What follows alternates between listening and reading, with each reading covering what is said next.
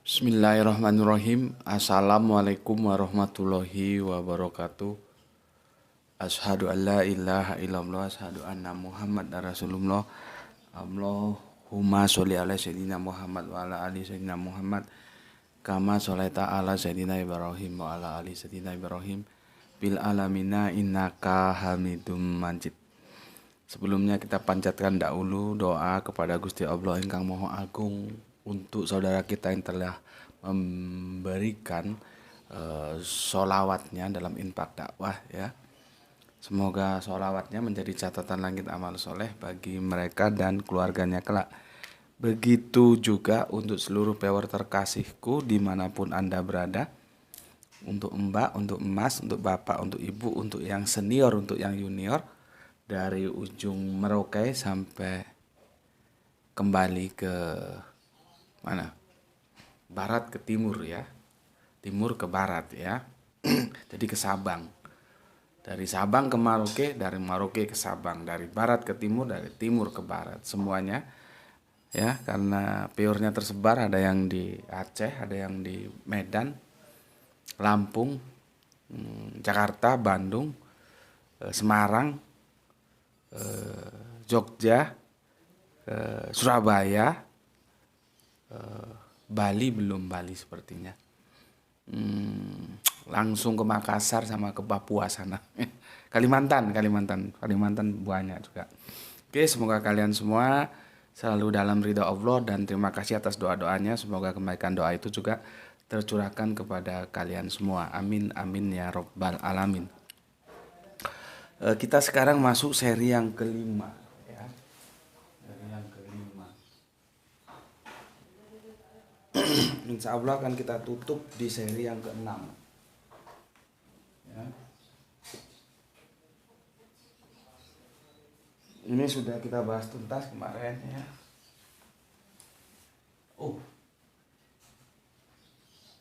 Belum masih aku perlukan untuk menjelaskan ini ya. Quran surat untung belum terhapus. Al-Baqarah ya. Surat 221. Tajuk kali ini adalah apakah mereka ya. Apakah mereka mengizinkan kawin beda agama ya. Oke. Dalam syariah Islam kawin itu beda kelamin bukan beda agama. Seri kelima dengan subbab apakah mereka mengizinkan kawin beda agama. Siapa mereka itu? Ayo kita diskusikan pelan-pelan pendapat mereka. Karena begini, aku perlu sampaikan ini, kita itu kan belum bisa menjalankan sepenuhnya ya apa yang disampaikan oleh sahabat Ali bahwa lihat apa yang diomongkan, jangan lihat siapa yang ngomong ya. Kan masih sulit. Selama ini masih mainstream itu melihat siapa yang ngomong, bukan apa yang diomongkan. Masalah omongannya itu bersesuaian dengan Al-Quran dan hadis itu nomor kesekian ya. Tapi yang mereka dilihat dulu siapa yang ngomong. Jadi personal siapanya itu lebih menjadi perhatian mereka. Padahal sahabat Ali sudah memesan kepada kita jangan begitu ya. Siapapun yang ngomong, kalau itu tidak bersesuaian dengan Al-Quran, As-Sunnah, maka tinggalkanlah. Tapi siapapun yang ngomong, kalau itu bersesuaian dengan Al-Quran, As-Sunnah, maka ambillah. Maka dikatakanlah oleh sahabat Ali, ya, jangan lihat yang ngomong, tapi lihat, perhatikan, cermati, dengarkan, apa yang diomongkan, substansinya apa, gitu ya. Maka dari itu aku perlu jelaskan seseorang atau beberapa orang, aku ambil 3 aja lah ya. 3 untuk mewakili mereka yang itu bisa dibilang publik figur. Nanti kamu bilang, oh itu aja boleh. Terus kamu cari mantu yang kafir, Terus kamu cari istri atau cari suami yang kafir, kan jadi berabe ya. Maka dari itu akan kita kupas satu-satu siapa sebetulnya mereka itu dan apa pendapat mereka. Saya minum dulu. Bismillahirrahmanirrahim.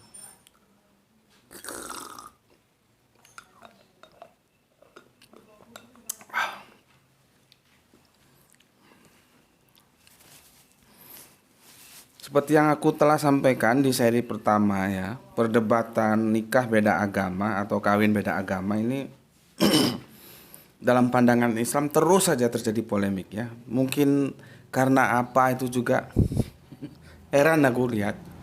Karena sudah aku jelaskan seperti yang kemarin kita menukil Al-Quran itu sudah jelas kok ya. Nggak ada yang mutasabihat, semuanya mukamat semua, jadi ayat itu sudah jelas. Dan memang kita agak ribet ketika kita berpikir tentang ahli kitab ini ya. Dan Imam Syafi'i mengatakan begitu ya, dan aku tidak setuju, dan aku sangat setuju dengan apa yang dimasukkan dalam komentarnya Mas I yang ada di Sidamandik itu. Iya Mas, begitu. Dan semoga teman-teman bisa baca komen Kang Mas yang ada di Sidamandik ya, Mas I itu. Tuh, coba ambil tab yang satunya yang hitam ya. Langsung buka yang nomor 6 ya. Iya, yang kajian yang kemarin yang seri ke-4, langsung buka. Iya, Bapak mau baca komentarnya gitu. Itu dijelaskan sama beliaunya, Kang Mas I itu dari Sidamandik. Memang begitu, setelah Islam itu disampaikan sudah nggak ada lagi istilah ahli kitab ya. Coba gini, memang ini agak sulit ya, karena tidak ada patokan yang jelas dalam aturannya ya. Tapi kan kita bisa, masa sih masih ada ahli kitab? Orang hadis Nabi kan sudah jelas mengatakan bahwa seandainya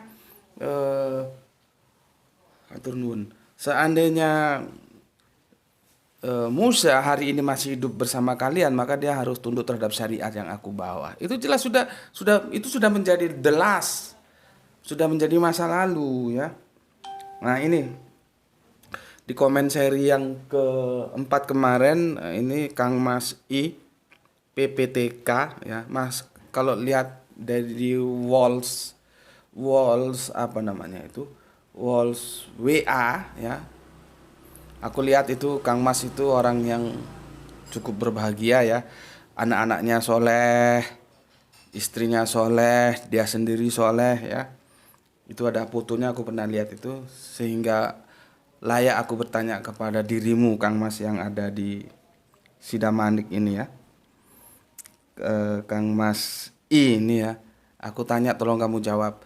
Nikmat Tuhan manakah yang akan kau ingkari?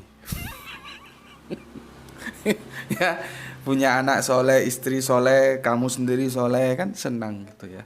Aku lihat fotonya itu ayem hati ya. Ini kata beliaunya, alhamdulillah Gus, setia hadir dari Sidamandik belajar. Saya setuju setelah penjelasan bahwa ahli kitab sekarang sudah tidak ada lagi setelah Islam disampaikan. Tepat. Jadi tepat apa yang disampaikan oleh saudara kita dari Sidamandik ini. Seperti aku bilang kemarin kan, sudah tidak ada, ahli kitab ini sudah tidak ada. Karena apa? Karena kita agak kerepotan nanti. Kristen itu sendiri sudah bukan Nasrani, dia metamorfose dari Nasrani. Aku kemarin secara gampang menunjukkan makanan aja ya. Kristen sekarang makan babi. Terus apakah kamu boleh makan babi? Kan tidak boleh. Sesuai dengan surat 5 yang kita bahas kemarin kan. Dari makanan yang halal dan yang halal. Coba kamu bayangkan kalau kamu kerangka berpikirnya kamu tata gitu ya. Mulai dari makanan, dari surat berapa kemarin, surat 3, 4, 5, itu kan berawal dari makanan yang boleh dan enggak, terus akhirnya yang boleh dan enggak dinikah gitu. Kalau makanan aja sudah enggak boleh kita makan, apakah dia bisa dibilang ahli kitab? Memang secara hitung-hitungan tepat, setelah misalkan gini kan, ini tepat, Sampai kapan menyusui anak itu? Sampai usia 2 tahun. Nah, itu tepat, itu enak kita bisa bikin acuan. Tapi kalau misalkan sampai kapan orang itu masih bisa disebut sebagai ahli kitab, itu memang tidak ada. Ya, sama dengan begini, mu'alaf itu sampai kapan sih? Coba. Misalkan ada yang satu mu'alaf baru 1 bulan. Terus ada mu'alaf tapi dia 20 tahun yang lalu dia mu'alaf. Itu apakah masih disebut mu'alaf? Coba. Kan tidak bisa. Ya. Oke. Itu ya aku jelaskan untuk Mas IPPTK. Terima kasih ya masukannya. Jadi begitu ya. Sulit memang, teman, aku berpedoman seperti itu. Sudah tidak ada lagi ahli kitab. Ya. Karena Islam sudah menggantikan semuanya. Oke, dengan demikian seharusnya pro kontra itu dihindari. Makanya aku tidak tahu ulama ini gimana, apakah masih pro kontra, terus tokoh-tokoh juga masih pro kontra kok. Harusnya kan satu suara dan MUI mengambil keputusan tidak boleh. Kalau hukum-hukum tata kelola negara menyangkut perkawinan itu tolong dibantu aku. Aku pernah baca itu juga sebetulnya tidak boleh. Jadi salah satu harus bukan dikalahkan, istilahnya salah satu harus ditundukkan. Artinya salah satu agama dari mereka yang mau menikah itu harus ditinggalkan dan menjadi satu agama yang sama gitu. Ya. Tapi mungkin karena di era kebebasan ya orang mau. Ini aja kita baru ngomong kawin beda agama, belum nanti ngomong apa jenenge kuwi? Kawin yang LBGT apa tuh? LGBT itu ruwet lagi itu nanti. Nanti dia ngomong atas dasar hak asasi ini hak. Aduh repot. Sudahlah ini dulu yang ada kita selesaikan ya.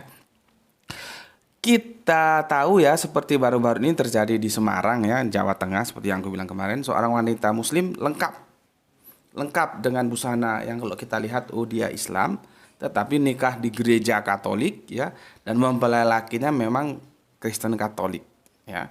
Dan itu heboh sebagai sebuah yang aku sebut lagu lama kaset baru. Lalu apa? Komentar para mereka yang menjadi publik figur. Ini harus aku sebut namanya ya. Aku harus sebut namanya karena ini data. Aku sebetulnya nggak mau menyebut namanya, tapi nanti kalian nggak tahu. Ini aku sebut aja lah ya. Aku kadang-kadang agak malas nyebut nama, tapi akhirnya harus aku sebut. Ini dia yang sama teman-teman Gontor ditambahi Goiru. Nama aslinya sebetulnya Musdah Mulia ya. Dan ini sangat liberal banget pemikirannya ya. Ini sudah doktor dulu. Zaman aku masih mengkaji Ghusul Fikr tentang perkawinan beda agama, ini sudah doktor ini. Sama teman-teman peserta PKU ya, kaderisasi ulama itu dikasih nama Musda Goiru Mulia. Ya. Apa pendapat dari Ibu Musda ini ya? Begini. Membolehkan perempuan muslim menikah dengan laki-laki non-muslim atau ahli kitab. Alasan Musda karena potensi perempuan muslim dalam menentukan identitas agama anaknya lebih besar daripada potensi laki-laki muslim. Sehingga perempuan muslim lebih berhasil mengajak anaknya ke lingkungan agama yang dia anut. Maksudnya dianut ibunya ya. Itu apa? Itu pemikiran si Dr. Musda Mulia ini, dan itu menyalahi Al-Qur'an. Karena kita sudah bahas kemarin, itu kalau kita melihat surat Al-Maidah itu sudah ditentukan yang boleh itu yang laki menikahi wanita ahli kitab. Kalau dia tidak, justru yang ahli kitab itu yang lakinya, yang perempuannya muslimah. Alasannya karena pendidikan itu dipegang oleh ibu, ya, sehingga ibu lebih mempunyai peluang untuk menjadikan anaknya muslim seperti dirinya. Yaitu pikiran dia. Tapi Al-Quran tidak bilang begitu. Al-Quran itu sudah bilang, apabila engkau ingin menikahi wanita dari ahli kitab, jadi ahli kitabnya yang wanita. sama Musda dibalik. Pendapat dia itu mau mengalahkan pendapatnya Allah yang dituangkan dalam Al-Quran. Dari situ saja kalian sudah lihat, kalian mau turut enggak? Dia lupa Musda bahwa otoritas dalam sebuah rumah tangga itu ada pada laki-laki. Walaupun pendidikan itu ada pada ibu, karena ibu itu guru kita pertama kali, ibu. Setidaknya dia pertama kali mengajari kita bicara. Makanya jangan ajak ibumu berdebat ya. Cuman kan otoritas itu tetap ada di kepala keluarga, di suami. Sama dengan kebijakan pendidikan itu ada di Menteri Pendidikan, Menteri PDANKA zamanku dulu, sekarang nggak tahu apa dikti atau apa. Tapi kan itu kuncinya ada di presiden sebagai penentu haluannya. Nggak bisa Menteri Pendidikan ini semaunya sendiri ya, tanpa izin presiden. Ya gitu kira-kira, seorang istri itu boleh saja seperti yang disebutkan Musda, dia lebih dekat ke anaknya, lebih bisa memengaruhi anaknya kalau dia muslimah, anaknya bisa digeret menjadi Islam. Dia lupa bahwa kebijakan itu di bawah otoritas suami, suami punya ketentuan gitu. Ya inilah aku kan mengatakan pada kamu, aku itu orang yang sangat rasional, tapi ketika Al-Quran sudah menetapkan, aku tidak berani. Aku harus tunduk terhadap Al-Quran. Itu loh. Ini justru menentang Al-Quran, justru yang Muslim itu perempuannya. Ya, aku ulangi lagi, membolehkan perempuan Muslim menikah dengan laki-laki non-Muslim, begitu katanya, atau ahli kitab. Ini pun bermasalah, non-Muslim atau ahli kitab. Non-Muslim seperti apa? Al-Quran itu yang membolehkan hanya ahli kitab aja, ya. Musyrik dan kafir tidak boleh sampai mereka beriman. Makanya ini nggak jadi aku hapus tadi untuk menjelaskan, ya. Selanjutnya, alasan Musda karena potensi perempuan Muslim dalam menentukan identitas agama anaknya lebih besar daripada potensi laki-laki Muslim. Nah, itu kata otaknya dia gitu ya. Sehingga perempuan Muslim lebih berhasil mengajak anak-anaknya ke lingkungan agama yang dia anut. Ya, maksudnya yang dianut ibunya. Padahal dia lupa. Al-Quran tidak begitu. Justru laki-lakinya yang harus Islam, perempuannya boleh tidak Islam, yaitu ahli kitab. Itu pun ahli kitab loh ya, bukan musyrik, bukan kafir. Ya. Oke, jadi hati-hati ya. Berikutnya, nah ini sudah almarhum ini ya. Bapak almarhum Nurkolis Majid ya, membolehkan pernikahan beda agama antara pria Muslim dengan wanita non-Muslim atau ahli kitab. Nah, ini podo bayi nih, dia lupa. Non-Muslim itu kan ya kafir, tidak boleh. Muslim tidak, yang boleh hanya ahli kitab. Ini aku heran, apakah ini wartawannya salah menukil, menulis, atau memang begitu ucapannya dua katakanlah dua tokoh-tokoh yang terkenal liberal ini. Ya. Membolehkan pernikahan beda agama antara pria Muslim dengan wanita non-Muslim atau ahli kitab. Padahal Al-Quran yang hanya membolehkan ahli kitab, bukan non-Muslim, bukan kafir. Dengan alasan bahwa pernikahan itu bertujuan untuk dakwah. Nah ini lagi, untuk dakwah dan membentuk keluarga sakinah, mawadah dan rahmah. Kan aku sudah bilang seperti temanku ada di sini yang aku ceritakan pernah menjadi incaran Arimatea karena kita bidang dakwanya di sana ya. Ketika ketemu aku dia bilang, saya dakwahi Pak. Makanya aku ngomong, kamu dakwahi dulu baru kamu nikah setelah dia berislam kok. Kamu belum masukkan dia dalam Islam, kamu sudah nikahi, alasan kamu dakwahi. Kan repot itu. Seperti ini Nurkolis Majid bilang bertujuan untuk dakwah. Ya didakwahi dulu Pak, baru dinikah. Bukan dinikah untuk tujuan dakwah, itu gimana? Kan nanti ada hal-hal yang tidak boleh melakukan, yang seharusnya bisa boleh dilakukan hubungan suami istri itu. Ini kacau ya. Oke. Pendapat tersebut dipengaruhi paham pluralisme yang dianutnya. Jadi memang beliaunya pluralis ya, menyatakan bahwa semua agama adalah jalan. Ini bukunya ini belum, ini bukunya kalau kita kupas gawat juga ini ya. Paham pluralisme dia menyatakan begini, semua agama adalah jalan yang sama-sama sah menuju Tuhan yang sama, dia bilang. Jadi dia menggambarkannya itu ibarat jari-jari roda itu menuju satu yang sama. Memangnya Tuhan kita sama dengan Tuhannya saudara-saudara kita yang lain? Nanti itu bahasanya ada esoterik, ada eksoterik. Ya. Dia terkenal pada waktu itu, buku itu dia keluarkan. Jadi seperti gambar roda, ini asnya, ini jari-jarinya. Nah, agama itu jari-jari menuju Tuhan yang sama, dia bilang. Memangnya Tuhan kita sama? Ya. Aku ulangi lagi, paham pluralisme yang dianutnya menyatakan bahwa agama adalah jalan yang sama, sah menuju Tuhan yang sama. Lupa Pak Nurkolis Majid ini dikirain Tuhannya sama.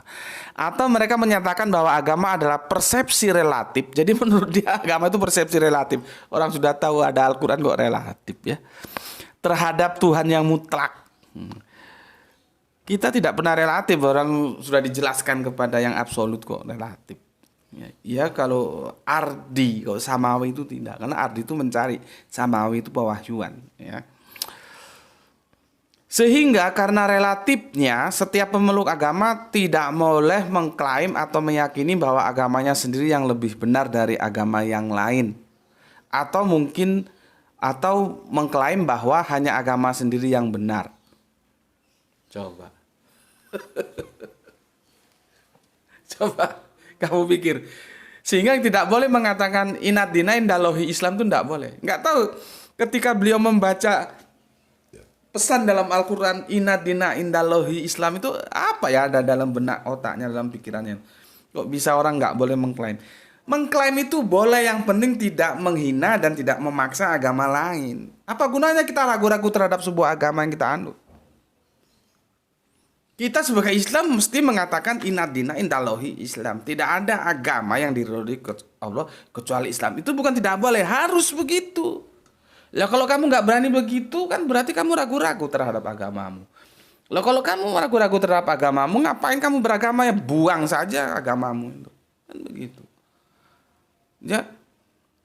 Jadi di dalam Islam itu kalau kita kaji dalam Ghusul Fikr, salah satu sisi dia mengatakan absolutisme, inad dina indalohi Islam, tapi salah satu sisi dia memberikan penghormatan terhadap yang lain. Apa? La ikraha fiddin, tidak ada paksaan dalam beragama. Jadi kita boleh mengklaim satu-satunya Islam, agama keselamatan, tapi kita tidak boleh memaksa orang untuk menjadi Islam. Makanya aku menolak, meskipun aku pernah berhadapan dengan Menteri Agama saat itu dalam sebuah diskusi, aku menolak pendapat dia yang mengatakan bahwa Islam disebarkan dengan pedang. Itu dasarnya dari mana? Dia akan bertentangan dengan la ikraha fiddin. Pada saat itu sayangnya dia pembicara dan aku yang terundang. Coba sama-sama jadi pembicara, bisa debat habis-habisan. Tapi beliaunya sekarang sudah sepuh Pak Menterinya dan sudah almarhum kan. Pak TH, dulu kita punya Menteri Agama namanya Pak TH. Kebetulan Arimatea diundang dan aku mewakili ketua karena ketuanya lagi ada sibuk di kampus. Dia bilang begitu, loh kok bisa Islam disebarkan oleh pedang? Enggak. Ya, enggak ada ceritanya. Begitu ya. Oke, tapi ada sesuatu kisah yang menarik dari Pak Nurkolis Majid ini waktu dia menikahkan putrinya di Amerika. Bismillahirrahmanirrahim.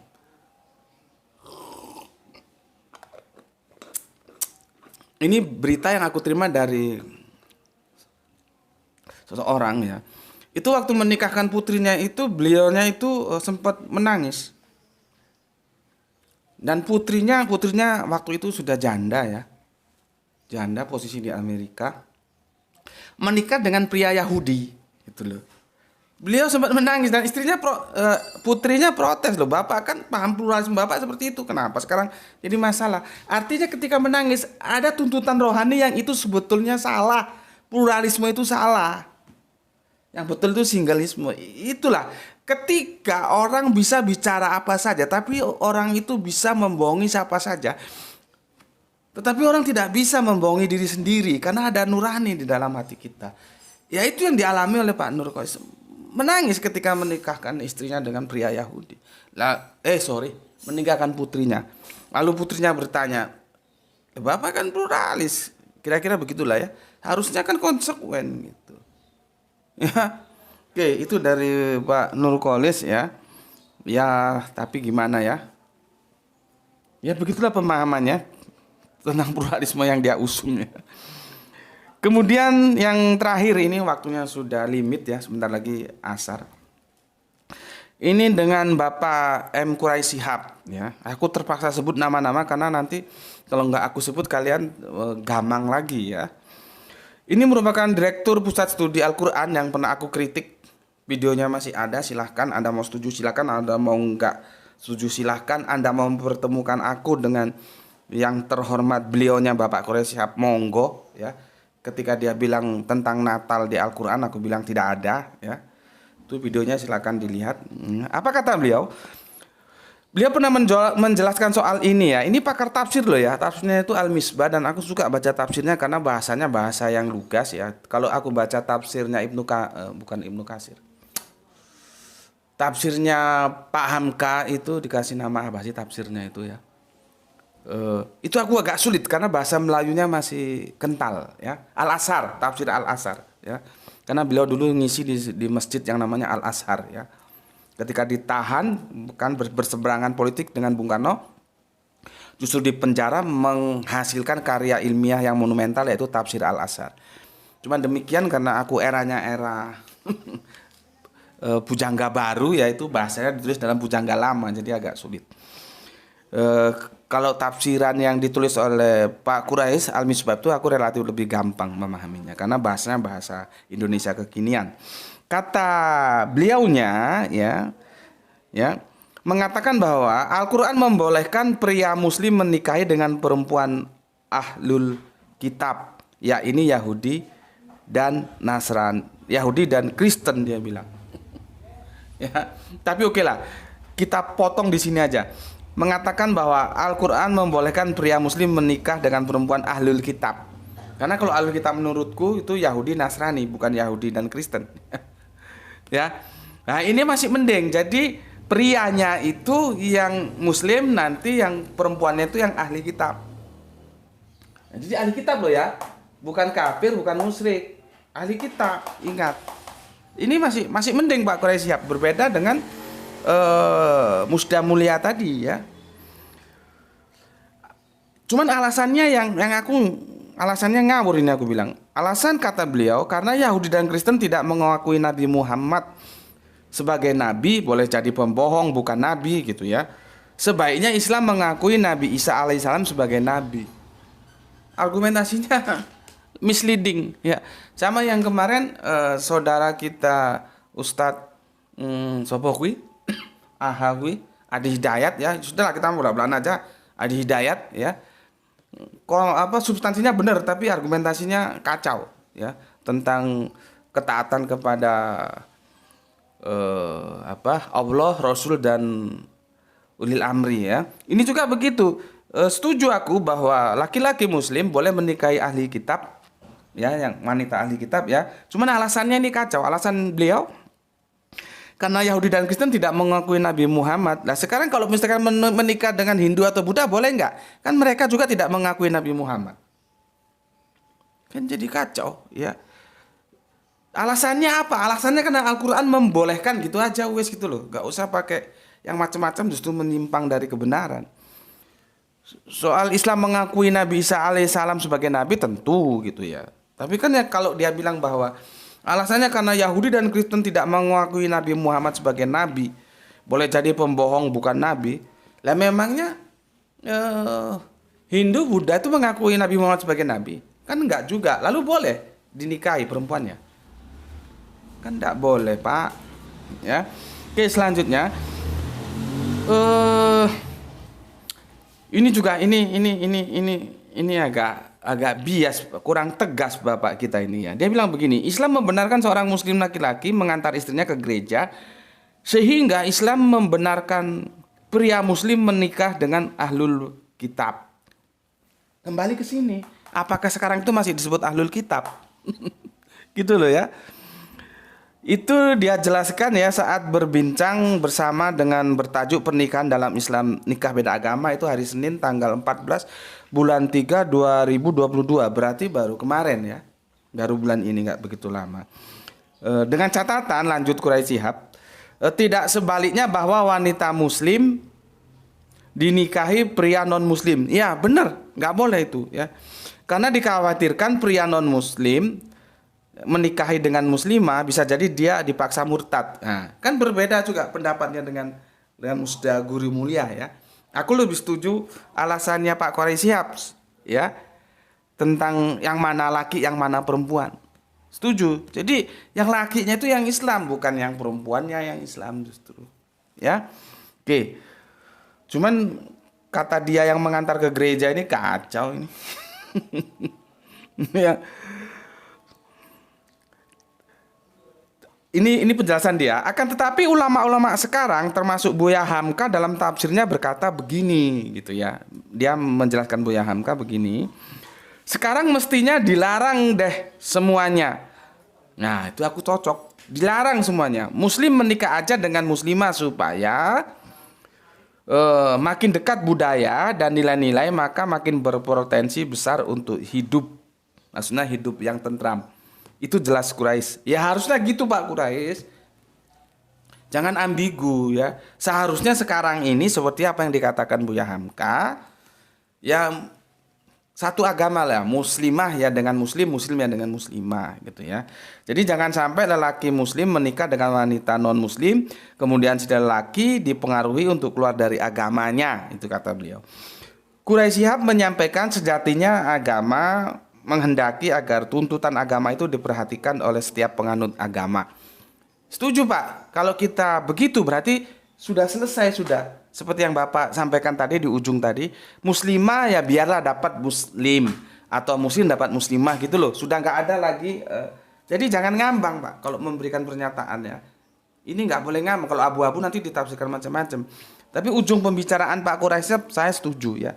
Sudahlah muslimah menikah saja dengan muslim atau muslim dengan muslimah gitu ya. Karena apa? Bicara ahli kitab ini sudah selesai. Sudahlah boleh. Nggak ada lagi. Musyrik kafir sudah jelas-jelas nggak boleh. Ya. Yang boleh ini dan ini sudah selesai. Alkitab sudah nggak ada. Begitu Islam sudah ada. Sama aja. Mu'alaf itu mau dikatakan sampai berapa lama? Kalau dia sudah 20 tahun jadi mu'alaf, masa mau disebut mu'alaf? Dan Islam ini kan sudah lama tumbuh dan berkembang. Semua itu seharusnya sudah nggak ada Alkitab karena sudah bermigrasi ke Islam seharusnya. Gitu. Ya. Oke. Itu dulu yang bisa aku sampaikan ya. Jadi itu Pak Quraisy lagi-lagi menurutku awalnya masih ngambang meskipun ujungnya itu mengclosing dengan baik ya. Tapi kalau bisa sih ngambangnya itu sudahlah dihilangin ya. Supaya umat tidak menjadi bingung karena bagaimanapun kita harus akui beliau ini tokoh yang banyak pendengarnya, banyak pengikutnya ya. Nanti kalau misalkan diterima begitu saja kan jadi kacau ya.